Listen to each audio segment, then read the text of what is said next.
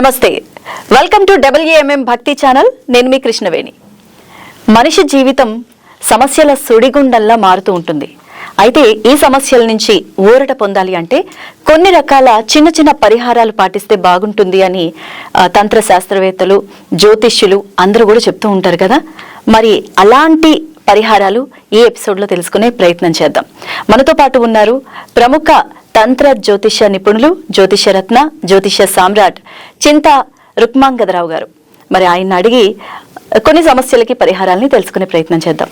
నమస్తే గురూజీ. మాతృదేవోభవ, పితృదేవోభవ, ఆచార్య దేవోభవ. గురూజీ, ఇంట్లో దుష్ట శక్తులు లేదంటే నెగటివ్ ఎనర్జీ ఉందని ఎలా తెలుసుకోవాలంటారు? అది ఉన్నప్పుడు ఎలాంటి పరిణామాలు ఇంట్లో ఎదురవుతూ ఉంటాయి? ఇంట్లో దుష్ట శక్తులు అంటే అందరూ కూడా కంటికి కనిపించకుండా ఏదో శక్తి తిరుగుతూ ఉంది, కంటికి కనిపించిన ఏదో నెగటివ్ ఎనర్జీస్ ఇంట్లో ఉన్నాయి అని అనుకుంటున్నారు. కంటికి కనిపిస్తున్న దుష్ట శక్తులు ఎక్కువ ఉన్నాయి. ఇప్పుడు కంటికి కనిపించినవి కనిపిస్తున్నవి దుష్ట శక్తులు ఎక్కువ కనిపిస్తున్న ఉన్నాయి. కాబట్టి భర్త భార్యను చంపడము, భార్య భర్తను చంపడం, వీళ్ళంతా దుష్ట శక్తులే కదా. వీళ్ళు వాళ్ళ ఇంట్లో వాళ్ళు ఉంటున్నారు కదా. అంటే కనిపిస్తున్న దుష్ట శక్తులు వీళ్ళు వాళ్ళ జీవితంలో వాళ్ళని నాశనం చేసుకుంటూ ఉంటారు. ఇంతకన్నా మించిన దుష్ట శక్తి ఏముంటుంది చెప్పండి? మారిన కాలంలో ఒకరి విలువ ఒకరు తెలియకుండా, భర్త యొక్క విలువ తెలియదు భార్యకు, భార్య యొక్క విలువ భర్త తెలియదు. వాళ్ళకి వీరు ప్రవర్తనలో దుష్టంగా మారినప్పుడు వీళ్ళు దుష్ట శక్తులు కదా అవుతారు. మరి పిల్లలు పెద్దలను ఎదిరించి వాళ్ళు ఇష్టం వచ్చినట్టు ఇష్టారాజ్యం వెళ్ళిపోతున్నారు. అంటే యుక్త వయసు వచ్చే వరకు అది కావాలమ్మా, ఇది కావాలన్నా అంటూ అన్నీ తీసుకుంటూ ఇంతకాలం మనకు అడిగిందంతా తీయించినారు. ఇప్పుడు మనం ఎలా బతుక్కోవాలో మనం వీళ్ళకి అన్నీ చెప్పి చేద్దామనేటువంటి ఒక పని చేయకుండా, మీకేం నేను భయపడేది, నా జీవితం నా ఇష్టము, నేను బతకగలను, నాకు నచ్చినట్టు నేను బతకగలను అంటే అతను దుష్టశక్తే కదా లెక్క. ఇంక వీళ్ళంటే ఎలా సమర్థించాలి వీళ్ళని? ప్రస్తుత కాలంలో పిల్లలు ఏది అన్నా కూడా తల్లిదండ్రులు కూడా నో చెప్పట్లేదు. భయం, ఒక రకమైన భయం. పిల్లలు డిసప్పాయింట్ అవుతారేమో, ఏమైనా చేసుకుంటారేమో, ఇలాంటి భయం కూడా. ఈ భయాన్ని కూడా వాళ్ళు ఆసరాగా తీసుకొని, నాకు అది తీసేయకపోతే నేనేమైనా చేసుకుంటా, నాకు అడ్డు చెప్తే నేనేమైనా చేసుకుంటా. ఇప్పుడు గవర్నమెంట్ రూల్ ప్రకారం ఒకరు లేదు ఇద్దరు పిల్లలే కనాలి. ఒకప్పుడు డజన్గా లేదు ఇప్పుడు. అంటే వీళ్ళేమి మాకున్నది ఒక కొడుకే, మాకున్నది ఒక కూతురే, అల్లారు ముద్దుగా పెంచాము, అడిగిందంతా తీయించాము. ఇప్పుడు అడిగింది కాదంటే తను ఏం చేసుకుంటుందో, ఇవన్నీ కూడా దోషశక్తుల్లాగా కమ్ముకునేసినాయి. ఆలోచనలో నుంచి మనుషుల్లో నుంచి ఇవి బయట వస్తున్నాయి. ప్రతి వారము న్యూస్ చూస్తే ఒక్క న్యూస్ కాదు, ఎన్నో న్యూస్లు, లెక్కలేని కేసులు ఇవే అవుతున్నాయి. అంటే సెల్ఫీ తీసుకుంటూ ఎంతమంది చనిపోతున్నారు వాగుల్లో పడి.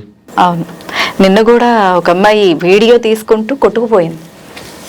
అంటే ఆ ఒక ఫ్యాషన్తో ప్రాణాన్ని తీసుకుని వస్తున్నారు. అక్కడ అంత జాగ్రత్తగా లేనటువంటి స్థితిలో ఉన్నప్పుడు ఇంకా ప్రత్యేకంగా దుష్టశక్తులు ఎందుకు? అరే, మీరు అడిగినటువంటి క్వశ్చన్కి ఇంట్లో దుష్టశక్తులు ఉంటాయన్నారు కదా.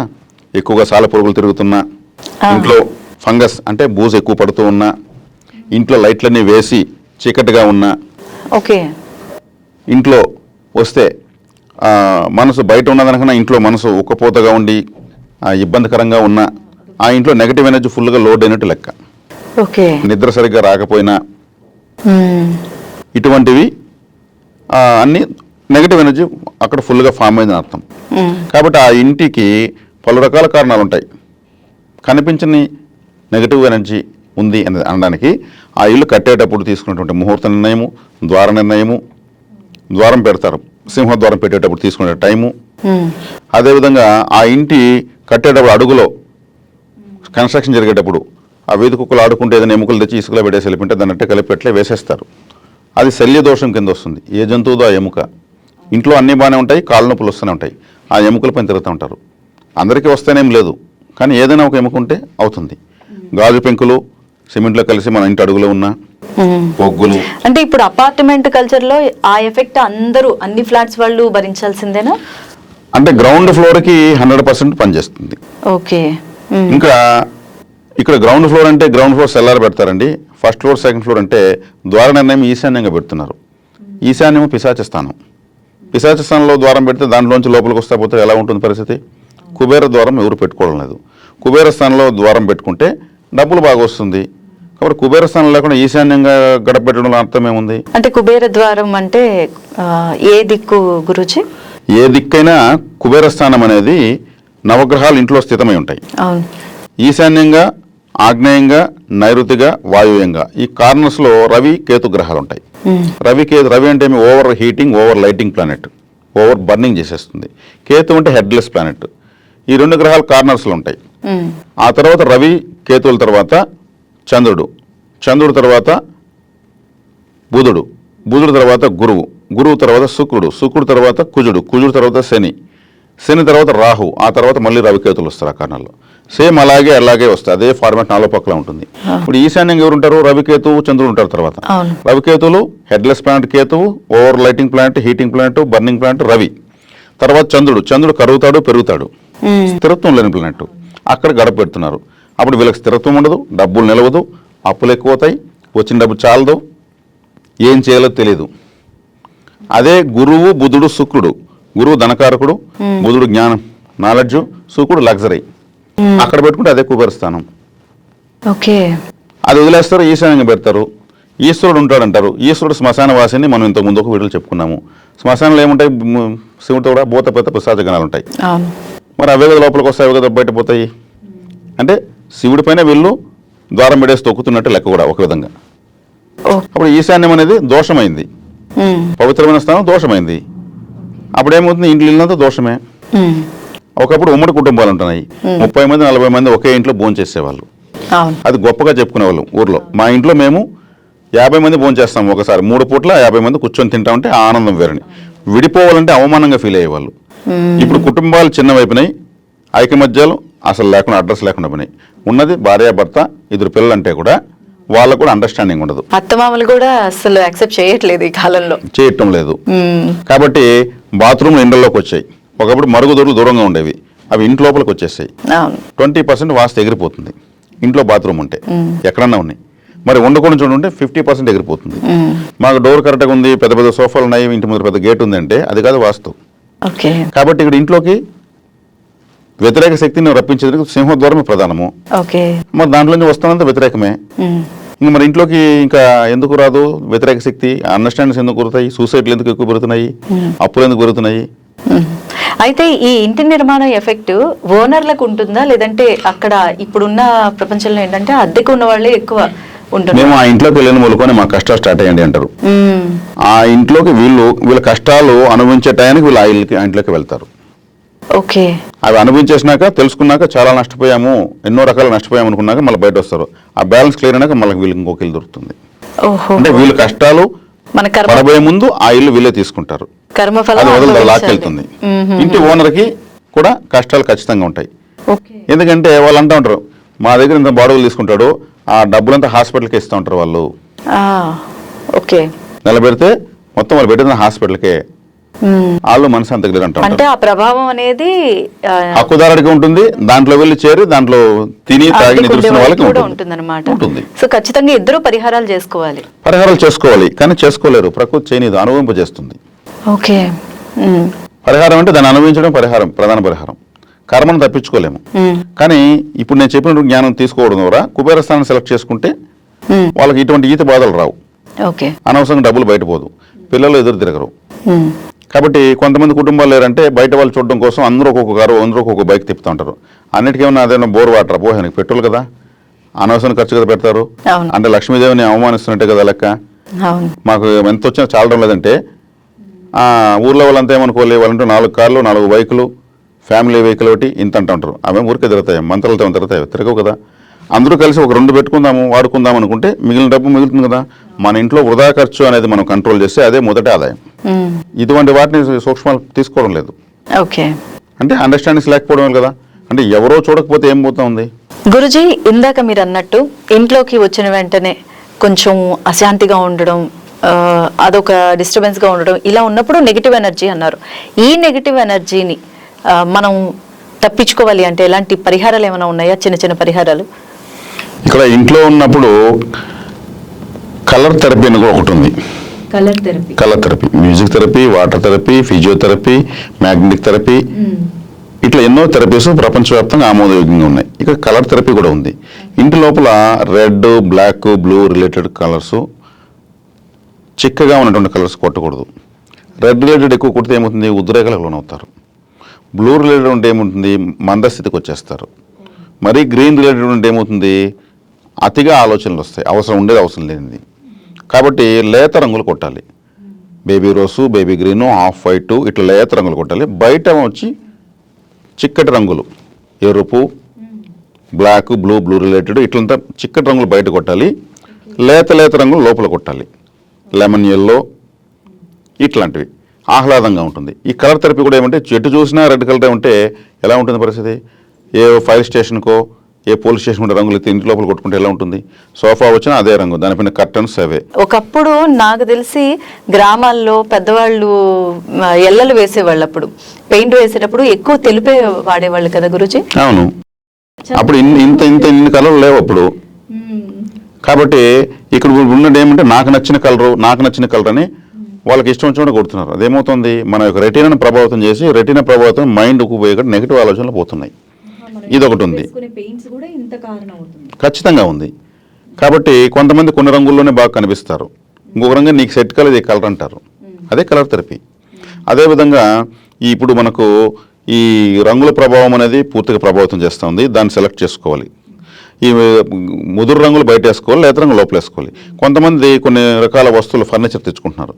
ఇప్పుడు ఫర్నిచర్లో అంతు పొంతు లేదు, అది ప్లేస్ లేకుండా, వాళ్ళు పెట్టడానికి జాగా లేకుండా సున్నితమైన ప్రదేశాల్లో పెట్టేస్తున్నారు. సున్నితమైన ప్రదేశాలు అంటే ఈశాన్యము, ఉత్తరము, వాయువ్యము, ఇవంతా సున్నితమైన ప్రదేశాలు. అక్కడ బరువులు పెట్టకూడదు. అక్కడ పెట్టినప్పుడు ఏమవుతుంది అంటే అటువైపు పల్లం ఉండాల, పల్లం ఉన్న చోట ఇట్లా లేపుతున్నారు. ఇక ప్లేస్ లేకుండా ఆడ పెట్టామంటారు. ఆడ పెట్టిన రోజు నుంచి ఏదో ఒక నష్టం జరుగుతూ ఉంటుంది. ఫ్రిడ్జ్ హాల్లో ఇంట్లోకి వచ్చిన వాళ్ళకి ఫ్రిడ్జ్ కనిపించాలి, దాన్ని హాల్లో కనిపించేటి పెడతారు. వీళ్ళకు double door fridge 5 star rating ఉండేది ఉందని అనిపించుకోవాలి. కానీ కరెక్ట్గా సున్నితమైన ప్లేస్ అయిందనుకోండి, అక్కడ అది ఒక ఫైర్, అది ఒక మిషన్, అగ్గి ఉంటుంది అక్కడ. అప్పుడేమవుతుంది, బర్నింగ్ స్టార్ట్ అవుతుంది. ఇన్వర్టరు క్యాష్ పాయింట్లో పెట్టేస్తారు. ఇన్వర్టర్ క్యాష్ పాయింట్లో పెడితే ఏమైనా పరిస్థితి, చిన్నపిల్లగానే ఉంటే వాళ్ళకి వేగంగా హాస్పిటల్కి పరిగెత్తాల్సిందే. ఆ ఇన్వర్టర్ పాయింట్ ఆగ్నేయములు ఎందుకు పెట్టుకోరు? ఆగ్నేయము దాని పేరే, ఇదే ఫైరు. ఈ డబుల్ డోర్ అని ఉన్నాయి, సింగిల్ డోర్ అని ఉన్నాయి. వంట రూమ్లో ఎందుకు? ఫ్రిడ్జ్కి కొంచెం ఎక్కువ జాగా పెట్టి కట్టుకోరు, ఆడ పెట్టుకోవాలా తెలుసుకొని అక్కడ వంట చేసుకోవాలి. మరి 1000 రూపాయల కుర్చీలో కూర్చున్నా మనిషే, 1,00,000 రూపాయల సోఫాలో కూర్చున్నా మనిషే. మరి పెద్ద పెద్ద సోఫాలు కనిపించాలి, అవి మాకు ప్లేస్ లేదు, ఉన్న ప్లేస్లో వేసుకున్నాం, సర్దుకున్నాము. అంటే మనకు అనుగుణంగా వాస్తు ఎప్పుడు ఉండదు, వాస్తుకు అనుగుణంగా మనమే ఉండాలి. అసలు ఆ సోఫాలో కూర్చోడానికి మనం ఇళ్లలో ఉండట్లేదు, అందరికీ చూపించుకోవడానికే. అదే నేను చెప్తున్నా, అదే వీటి వల్ల డబ్బులు అనవసరం ఖర్చు, అనవసరం ఆడంబరము. ఒక్కసారి షోకేస్ నుంచి బయట వస్తే, షోరూమ్ నుంచి బయట వస్తే అది సెకండ్ హ్యాండ్ లెక్క. షోరూంలో ఉన్నంత వరకే అది, దాని మళ్ళీ సెకండ్ హ్యాండ్ లెక్క. కాబట్టి మనము ఇటువంటి ఆడంబరాలకు పోయేసి ఈ డబ్బులు నేను ఎప్పుడు ఖర్చు పెట్టేదైనా స్థాయి ఉన్నప్పుడు కొనండి, చేయండి. ఈఎంఐస్ ఎక్కువైపోయినాయి, ఈఎంఐలు ఇస్తున్నటువంటి కంపెనీలు ఎక్కువ అవుతున్నాయి. వాళ్ళు మళ్ళీ క్రెడిట్ కార్డులు వీటికంతా టార్చర్లు ఎక్కువ అవుతున్నాయి. కాబట్టి తమకు తామే పనిష్మెంట్ ఇచ్చుకునే పరిస్థితుల్లో సమాజం ఉంది వీళ్ళంత ఎక్కువగా. స్థితి స్తోమతలు ఉన్న వాళ్ళు ఓకే, వాళ్ళు మనమే అనడం లేదు. లేనప్పుడు ఉన్న వాళ్ళం అనిపించుకోవడానికి కోసము, లేకపోయినా కానీ వస్తున్న ఆదాయాన్ని అభివృద్ధికి కాకుండా ఇటువంటి వాటికి పెట్టేసి నాకు ఇంకా 1.5 year ఈఎంఐలు ఉన్నాయి, ఆ తర్వాత మళ్ళీ వచ్చే డబ్బు నాకే ఖర్చు పెట్టుకోవచ్చు అంటే తనకు తను ఖర్చు పెట్టిన పరిస్థితి లేకుండా, అంటే లోపల ఈ అనవసర వస్తువులు కాపలా ఉండేదాని కోసం ఒక ఇల్లు పెట్టుకుని దాన్ని అవుట్లు వేసి పెట్టి కాపలా కాసినట్టు ఉంటుంది తప్పితే. ఇంకా నెగిటివ్ ఎనర్జీ అంటే సున్నితమైన ప్లేసెస్ అంతా మనము ఇప్పుడు ఇటువంటి బరువైన వస్తువులు, అనవసర వస్తువులు పెట్టి క్యాష్ పాయింట్లు వీక్ అయిపోతే ఏమవుతుంది, డబ్బులు రాదు. వస్తున్న డబ్బు ఈఎంఐలు సరిపోతుంది, వస్తున్న డబ్బులు వడ్డీలు సరిపోతుంది, కొత్తగా ప్రయత్నిస్తున్న ఆదాయాలు రావడం లేదు. మరి ఈ గజిబిజిని ఎవరు తయారు చేసుకుంటున్నారు, ఎవరికి వాళ్ళు తయారు చేసుకుంటున్నారు. కాబట్టి వాళ్ళు ఎదురింటోళ్ళకి పెద్ద ఫర్నిచర్ దింపితే నెల తిరక్కనే మనం కూడా దింపాలి. వాళ్ళు చూడకపోయినా గట్టిగా రావాలి, ఆ సోఫా గట్టి దింపు, ఇది 1000 అది 1000 అని. అంటే ఏదో జరుగుతుంది ఇదిలోని వాళ్ళు చూడాలి, ఓ వీళ్ళంట్లో ఇంత ఫర్నిచర్ తెస్తున్నారు. ఇటువంటి చిన్న చిన్న విషయాలకు ఎక్కువగా ఆలోచన చేస్తున్నారు, ప్రెస్టీజ్ ఇష్యూలకి పోతున్నారు. అది పొమ్మని ఎవరు చెప్పారు, దేవుడు చెప్పాడా, అవును ఎదురింటోళ్ళు చెప్పారా? మీ వల్ల అయితే మీరు తిండి అంటున్నారా? లేదు. మరి ఎందుకు కుటుంబాలు చిన్నవయ్యి సమస్యలు పెద్దవైపోతున్నాయి? కాబట్టి ప్రతి ఇంట్లో సమస్యలు లేని వాళ్ళు లేరు, వర్షంలో తలన వాళ్ళు లేరు అనే విధంగా అయిపోయింది. అవును. కాబట్టి ఇక్కడ మళ్ళీ దేవుడి దగ్గరికి వెళ్తున్నారు, స్వామి నాకు అప్పులు అయిపోయినాయి తీర్చమని. దేవుడికి అసలు సంబంధమే లేదు. ఫర్నిచర్ కొనమని దేవుడు చెప్పాడా? లేదా కొనేటప్పుడు దేవుడు చెప్పావా ఈఎంఐలు కొంటున్నాను, ఆ ఈఎంఐ కట్టే ఆదాయం ఇమ్మని దేవుని మనం అడిగి తెచ్చామా? దేవుడు చెప్పకుండా చేసినామని దేవుడికి సంబంధం పెడుతున్నాం. ఇక్కడ దేవుడు లేడు మళ్ళీ. కాబట్టి అప్పు చేసేటప్పుడు దేవుడు చెప్పము, అప్పు తీరకపోతే దేవుడు చెప్తున్నాం. ఆయనకి చెప్పి చేస్తే మాత్రం అప్పు తీరుతుంది, సందేహమే లేదు. అది అర్థవంతమైన అప్పు చేయాలి. పిల్లల చదువుకి, ఆరోగ్యానికి, లేదు వ్యాపారం చేసుకోవడానికి, బతుకు తెరువు కోసం అయితే పోవచ్చు. ఇటువంటి వాటికి దేవుని అసలు అడగలేరు. గుళ్ళో పోసి మాకు ఇది మా ఊర్లో లేనంత ఆడంబరం మేము చేయాలి, మాకు డబ్బులు ఇవ్వంటే దేవుడు ఇవ్వడు. కాబట్టి ఈ లాజిక్ మనం చెప్పించినా కానీ చేయరు. కాబట్టి ఇక్కడ ఏమవుతుంది, అటు ఎవరు తప్పు చేసుకుంటున్నారు, తప్పు ఎవరికి వాళ్ళు చేసుకుంటున్నారు, మనమే చేసుకుంటున్నాం. కాబట్టి దీన్ని ఇంకొకరి పైన దేవుడి పైన పెట్టడం, దేవుడు ఆయన ఏమన్నా ఆయన పట్టించుకోవడానికి సార్, ఆయన ధర్మంలో ఎంత అంత పడుకుంటాడు. దేవత అనేది ధర్మంగా ఉంటుంది, చలించదు, మంచి కోసం అయితే చలిస్తుంది. కాబట్టి ఇక్కడ సమస్యలు ఎలా వస్తున్నాయి, వీళ్ళు మేము ఏ తప్పు చేయలేదు అంటారు. ఏ తప్పు ఇవన్నీ తప్పులు కదా, ఇంకొకరిని తిడితేనే తప్పు అనుకోవడం కాదు. మనం తీసుకున్నటువంటి అనవసర నిర్ణయాలు, అనవసర ఖర్చులు, అనవసరమైనటువంటి బర్డన్స్ మనం నిర్మూలించుకోగలిగితే అప్పటి నుంచి మళ్ళీ కష్టాలు ఉండవు. ఇప్పుడు కష్టాలు ఉన్న వాళ్ళు కూడా ఇక్కడి నుంచి ఇవి చేయకపోతే ఉంటే చాలు, ఇవి కొద్ది రోజులు తీరిపోతాయి, మళ్ళీ రావు. అంతే.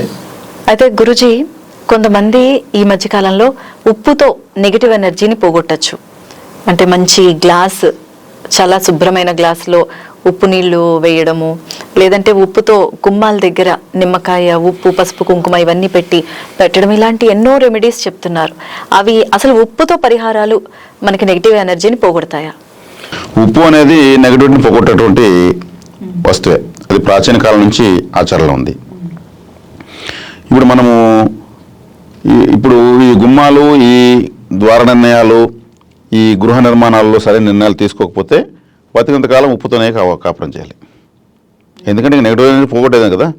నెగిటివ్గా మనం ఇల్లు కట్టుకున్నాక ఇంటి చుట్టూ ఉప్పు పోసుకోవాల్సి వస్తుంది. అదే సక్రమంగా ఉంటే ఏ అమావాస్యకో ఏ 6 నెలలకు ఒకసారి ఓ తీసి పడేస్తే పోతుంది. చేయాల్సిన మిస్టేక్స్ చేసేసిన తర్వాత ఇంకా నిమ్మకాయలు, గుమ్మడికాయలు, కొబ్బరికాయలు, ఉప్పు, కాటుక ఇవన్నీ తెచ్చుకుంటానే వాళ్ళే. అదే ఇంపార్టెంట్ ప్రయోజనం అయిపోతుంది. చేసేది కరెక్ట్గా చేసిన తర్వాత దానిపైన ఆధారపడితే తక్కువ అవుతుంది. ఇప్పుడు దానిపైన ఆధారపడాల్సిన అవసరం ఎక్కువైపోయింది. రెమెడీస్ చేయొచ్చు అంటారు ఉప్పుతో? అంతరాంతరాల్లో ఎవరికి వాళ్ళు చేస్తున్న పొరపాటును వాళ్ళే కళ్ళు మూసుకొని వాళ్ళతో వాళ్ళే మాట్లాడి సరిదిద్దుకోవాలి. అది ఫస్ట్ రెమెడీ. మనం ఏం చేస్తున్నాం, మన సాక్షికి ప్రతిదీ తెలుసు కదా. వివేకానంద స్వామి ఒకటే చెప్పాడు, నీకు మొదటి మిత్రుడు, నీకు బెస్ట్ ఫ్రెండ్, ఫస్ట్ ఫ్రెండ్ నువ్వే. నీతో నువ్వు మాట్లాడు. నీతోనే నువ్వు మాట్లాడకపోతే నువ్వు ప్రపంచంలో ఇంకెవరితో మాట్లాడగలవు. నిన్ను ప్రశ్నించుకో, నీతో నువ్వు ఫ్రెండ్షిప్ చెయ్యి. అర్థం ఒకటి పెట్టుకో, అర్థంలో పెట్టుకో, నీతో నువ్వు మాట్లాడు. తప్పు చేస్తుంటే తిట్టు, నిన్ను నువ్వు చూసి సరిదిద్దుకో. నీకు నువ్వు ప్రామిస్ చేసుకో, ఈ రోజు నుంచి తప్పు చేయనని. ఇలా నిన్ను నువ్వు ప్రతిరోజు కరెక్షన్ చేసుకుంటే ప్రపంచంలో నువ్వే విజేత. ఎవరికి వాళ్ళు ఎవరు ప్రిపేర్ అవుతున్నారు, సెల్ఫ్ ప్రిపరేషన్ ఎవరు అవుతున్నారు? ఏదైనా ఇంటర్వ్యూకి వెళ్ళాలి అంటే ఇప్పుడు ఆ మిర్రర్ ముందు పెట్టుకొని అలా ప్రాక్టీస్ అవుతున్నారు. ఏదైనా ఇంటర్వ్యూకి కానీ ఏదైనా చెప్పాలంటే ఇప్పటి కాలంలో, అంటే నేను చూసిన 1-2 సందర్భాల్లో అలాగుంటున్నారు. కానీ మీరు అన్నట్టు తప్పు చేసినప్పుడు పశ్చాత్తాపడడం, మన సమస్యను మనకి తెలియజేసుకోవడం అనేది లేదు. అలా చేసుకోగలిగితే మనం చేసిన పొరపాటును ఒక పేపర్ పైన రాసి వాటిని కరెక్షన్ చేసుకుంటూ ఆపేసాన్ని ఇంటూ కొట్టుకుంటూ రావచ్చు. ఓకే, నేను దీన్ని ఆపేసాను అన్ని మళ్ళీ చూస్తే మనం ఆలోచిస్తే మన మిస్టేక్స్ ఉండవు, దాన్ని ఫాలో కామ్. మళ్ళీ సింపుల్ అయిపోయింది. దీనికోసం కౌన్సిలింగ్ క్లాసుకు పోవడము, దీనికోసం మళ్ళీ ఏదైనా యూట్యూబ్లో ఇంకొన్ని వీడియోలు ఎత్తకడము, ఇవన్నీ చేయడం వల్ల అంటే వినడానికి బాగుంటాయి అంతే. ఎవరికి తగ్గించుకోవడం ఎలా, ఇలాంటివన్నీ ఆధారపడతారు. అవన్నీ బాగానే ఉంటాయి, కానీ ఆచరించుకోవాలి కదా. ఆచరించకపోతే అది వినేసే ఊరికే నెట్ బ్యాలెన్స్ పోతుంది తప్పితే ఇంకేముండదు. కాబట్టి ఈడ ఎట్టి వారికైనా మనసును ఏకాగ్రతగా నిలపడం దుస్సాధ్యము. అలా నిలపగలిగిన వారికి అసాధ్యమైంది లేదని భగవద్గీతలో కృష్ణుల వారు చెప్పారు. అంటే మనసును ఏకాగ్రతగా చిత్తంలో నిలపడము. అలా నిలపగలిగినప్పుడు నెగటివ్ని చూసి అది ఒక కలుపు మొక్కలాగా తీసి మైండ్లోంచి తీసేస్తారు. తీసేసి చాలా రిలాక్స్ అవ్వచ్చు. ఈ యొక్క మానసిక సాధన ఎవరికి వాళ్ళు చేసుకుంటే ఇంకొకరి సలహా కూడా అవసరం లేదు. ఓకే, ఇది మొట్టమొదటిగా చేసుకోవాల్సినటువంటి పరిహారం. తర్వాత ఈ ద్వార నిర్ణయాలు ఇవన్నీ చెప్పాను కదా, వాళ్ళకు కుదిరినప్పుడు ఆటోమేటిక్గా కుబేర స్థానాన్ని మార్కింగ్ వేసుకొని ద్వారాన్ని కుబేర స్థానంలో పెట్టుకొని అటువైపు ఇటువైపు కిటికీలు కూడా పెట్టుకొనేసి చక్కగా గాలి మిడిల్లోంచి వచ్చే గాలి సంపత్కరమైంది, ఆరోగ్యకరమైంది. ఓకే. ప్రాచీన కాలము గ్రామాల్లో చూస్తే ఇటువంటి ఇండ్లు ఉంటాయి, కనిపిస్తాయి. అవునవును. కొత్తగా ఫ్యాషన్ వచ్చి ఇంజనీరింగ్ టెక్నాలజీ అంతా వచ్చేసి ఈశాన్యంలోకి వచ్చేసినాయి. ఇప్పటికీ పల్లెటూళ్ళల్లో చక్కగా మధ్యలో గుమ్మం ఉంటుంది, ఇటొక వసారా అటొక వసారా, పెద్ద గుమ్మాలు, అరుగులు, అందరు కూర్చోవడానికి అలాగా వాళ్ళు మాత్రం పాటిస్తారు. పద్ధతులు ఉండేవి. పెద్దలకు పిల్లలు భయపడేవాళ్ళు, భర్త విలువ భర్తది, భార్య విలువ భార్యది, అన్ని సక్రమంగా ఉండేవి. ఒక పండగ వస్తే అందరూ పోటీలు పడేవాళ్ళు, చక్కగా ఆహ్లాదంగా గ్రామ ఐక్యత ఉండేది. ఇప్పుడు ఎక్కడుంది ఐక్యత? లేదు. మొత్తం ధ్వంసం చేసేసారు, చేసేసి దేవుడి దగ్గర వెళ్తున్నారు. ఇప్పుడు ఆ విధానాల్లో అట్టే కంటిన్యూ అయితే వచ్చే సమస్య ఏముంది? వాటన్నింటినీ తొంగలో తొక్కారు కాబట్టి సమస్యలు ఎంటర్ అయిపోయినాయి వాళ్ళ జీవితాలకి. అవి దుష్టశక్తులు కావచ్చు, నెగిటివ్ ఎనర్జీస్ కావచ్చు, ఇంకేదైనా కావచ్చు. కాబట్టి ఇప్పుడు గోదావరి నది ఉంది మనకు దగ్గరలో. ప్రతిరోజు పూజ చేసి మెడిటేషన్ చేస్తే నది మన ఇంటికి వస్తుందా? రాదు కదా. మరి నీళ్ళు కావాలి కదా, పూజలు చేస్తే వస్తుందా? మనం అన్న నది తీరంలో పోయి వెళ్ళి కట్టుకోవాలి, లేదా ఒక పైప్లోనే ఇంటికి వేసుకోవాలి. రెండే మార్గాలు. కాబట్టి మనము ప్రతి విషయాన్ని ఇలా ఆలోచించి మనకు అవసరమైన దానికి మనం దగ్గర కావాలంటే ఏం చేయాలి చేసుకోవాలి. మనకు అనవసరమైన వాటి కోసం పరుగులుతున్నప్పుడు ఏమవుతుంది? అది మనల్ని ముంచేస్తుంది. ఆలోచన విధానంలో మొత్తం ఉంది, తీసుకునే నిర్ణయాల్లోనే మొత్తం ఉంది. ఆలోచన చేయకుండా ప్రపంచంతో ఆపేస్తే అభివృద్ధి లేదు, ఏది జరగదు. కాబట్టి ఆలోచించాలి. మనం ఎలా ఆలోచిస్తున్నాం, ఏం ఆలోచిస్తున్నామని ఆలోచించగలిగితే మన అభివృద్ధికి, మన క్షేమానికి మనం కరెక్ట్గా ఆలోచించగలం. మనసు పెట్టి ఆలోచించరా బాబు అంటారు, సరిగ్గా ఆలోచించలేను కదా అర్థము. సరైన నిర్ణయాలు వచ్చేది ఆలోచనలేము కదా. అంటే సరైన నిర్ణయాలు చేసే విధానమే తెలియనప్పుడు అనాలోచితమైనటువంటివి అవసరం లేని ఆలోచన చేసి వాటిని ఏదో సాధిద్దామని ప్రయత్నించి. మీరు ఇప్పుడు చెప్పినట్టు కుబేర స్థానంలో గుమ్మాన్ని మార్చుకోవాలి, ఇటు అటు కిటికీలు పెట్టాలి అంటున్నారు. అయితే అక్కడ ఓనర్లు ఉండకపోతే వాళ్ళు మార్చరు. మరి టెనెంట్స్ ఉంటే కనుక వాళ్ళు ఇలాంటివన్నీ చేయలేరు. వాళ్ళకి ఏమన్నా రెమెడీ ఉందా? వాళ్ళకి రెమెడీ ఏం లేదు. వాళ్ళకి రెమెడీ ఏం లేదు. కుబేర స్థానమే. వాళ్ళు ఓనర్కి చెప్పించి మార్పించుకోవడం. ఆయన వాళ్ళు చేయరు. మీకు ఇష్టం ఉంటే ఉండండి, పోండి, మేము ఆడుకోటి ఏడుకోటి అంటే మీరు మైలు కొట్టేదానికి వచ్చారా అని అడుగుతారు. అవును. అసలు ఎందుకు ఒక సిలిండర్ ఇలా లాగండి సౌండ్ అని ఓనర్ కంటే పరిస్థితుని పైకి వచ్చేస్తాడు. అవును అవును. మెల్లగా లాగండి సిలిండర్ అంటాడు. అప్పుడు మనకేమనిపిస్తుంది? సొంత ఇల్లు లేకపోతే ఉంటే ఈ బాధ లేదనిపిస్తుంది. అవును. గురుజీ, చాలా మంది దిష్టి తీస్తూ ఉంటారు. ప్రతి ఇంట్లో జరిగేదే అది. పేదరికంలో ఉన్న వాళ్ళైనా ధనికులైనా ఈ దిష్టిని నమ్ముతారు. ఎందుకంటే ఒంట్లో బాగాలేకపోయినా, ఇంట్లో ఎవరికైనా బాగాలేకపోయినా, కొంచెం అక్కడ సమస్యలు ఉన్నా కూడా దిష్టి తీసి, ముఖ్యంగా ఆ దిష్టి తీసిన ఉప్పు కానీ, మిరపకాయలు కానీ, బూడిద గుమ్మడికాయ కానీ, ఇలాంటివన్నీ గుడ్లు కూడా మధ్యలో, అంటే 4 రోడ్ల కోడల్లో మధ్యలో వేస్తూ ఉంటారు. లేదంటే కొంతమంది అయితే ఆలయాల దగ్గర 4 రోడ్ల కోడలు ఉన్న ఆలయాల ముందుగా వేస్తూ ఉంటారు. అంటే ఎక్కడ ఎక్కువ జనసంచారం జరుగుతుందో అక్కడ వేస్తూ ఉంటారు. ఇవి తొక్కిన వాళ్ళు చాలా మంది అంటే దాటుకొని వెళ్తూ ఉంటారు. ఆ దాటుకొని వెళ్తున్నప్పుడు మొట్టమొదటి వాళ్ళకి ఎఫెక్ట్ ఉంటుంది అని అంటూ ఉంటారు కదా. అసలు వాళ్ళు అలా దాటకూడదు అంటే వేయకుండా ఉండాలి, అది జరగదు. మరి దాటేసిన తర్వాత వీళ్ళు కూడా కొంచెం అంటే మనస్థితి కూడా బాగుండదు, భయపడుతూ ఉంటారు. అయ్యో అలా దాటేశాను, తెలియకుండా చూసుకోకుండా దాటేశాను ఎలాగా అని. అలాంటి వాళ్ళు ఏమైనా పరిహారాలు ఉంటాయా? అసలు దాటడం వల్ల కలిగే ఫలితాలు ఏంటంటారు? మీరు అన్నది వాస్తవమే. ఇప్పుడు ఒకప్పుడు పల్లెటూర్లు ఎక్కువ, పట్టణాలు తక్కువ. ఎవరి ఊళ్ళో వాళ్ళు ఉండేవాళ్ళు. పల్లెటూరులో ఎక్కువగా పట్టణాలకు వచ్చి ఎక్కువ ఇవి పెద్దవైనాయి, మహానగరాలు అయిపోయినాయి. అందరూ పల్లెటూరు గ్రామ స్థాయిలో ఉన్న వాళ్ళు అందరూ కూడా ఆల్మోస్ట్ వాళ్ళు. ఇక్కడ వచ్చిన తర్వాత నాలెడ్జ్ పెరిగిన తర్వాత, ఒక భయం అనేది పుట్టిన తర్వాత, ఏదైనా జరిగితే నాకైతే దిష్టి తగిలిందేమో, నాకైతే చెడ్డ ఉందేమో అనేసి ఈ దిష్టి తీసుకోవడం కార్యక్రమం ఎక్కువైపోయింది. అది ఆలయాల ముందు పాల్గొడేస్తారు.